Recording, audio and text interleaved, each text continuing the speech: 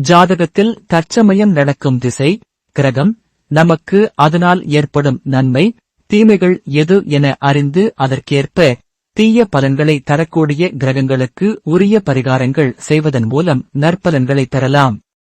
தீய பலன் தரக்கூடிய கிரகங்களிடம் நற்பலன் பெறுவதற்கு நாம் குளிக்கும் போது அந்த கிரகங்களுக்குரிய பொருட்களை நீரில் கலந்து குளித்தால் நற்பலன்களை பெறலாம். சூரியன். கசகசாவை பொடி செய்து நீரில் கலந்தும் அல்லது குங்குமப்பூ அல்லது ஏதேனும் சிகப்பு மலர்கள் நீரில் போட்டு குளித்து வரலாம். சிறிதளவு போதும். இவற்றைப் போட்டு 4-5 குவளைகள் நீரில் குளித்துவிட்டு பின்பு வழக்கம் போல் குளித்து வரலாம். சந்திரன். தயிரை முதலில் உடல் முழுவதும் தேய்த்துவிட்டு சிறிது ஊறி பின்பு குளிக்கவும். செவ்வாய். வில்வக்கொட்டை பொடியை சிறிதளவு நீரில் சேர்த்து குளித்து வரலாம்.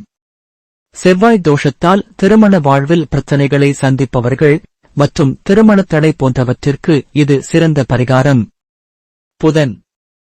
மஞ்சள் கடுகுடன் சிறிது தேன் கலந்து கங்கை நீர் அல்லது கடல் நீர் சிறிது சேர்க்கப்பட்டு நீரில் குளித்து வரலாம். வியாழன். கருப்பு ஏலக்காய் போட்டு கொதிக்க வைத்து நீரை சிறிதளவு குளிக்கும் நீரில் ஊற்றி குளித்து வரவும். சுக்கிரன். பச்சை ஏலக்காய் போட்டு கொதிக்க வைத்து நீரை சிறிதளவு குளிக்கும் நீரில் ஊற்றி குளித்து வரவும். சனி. கருப்பு எள் சிறிதளவு போட்டு கொதிக்க வைத்து நீரை சிறிதளவு குளிக்கும் நீரில் ஊற்றி குளித்து வரவும். ராகு. மகிஷாட்சி. நாட்டு மருந்து கடைகளில் கிடைக்கும் சிறிதளவு போட்டு கொதிக்க வைத்து நீரை சிறிதளவு குளிக்கும் நீரில் ஊற்றி குளித்து வரவும். கேது.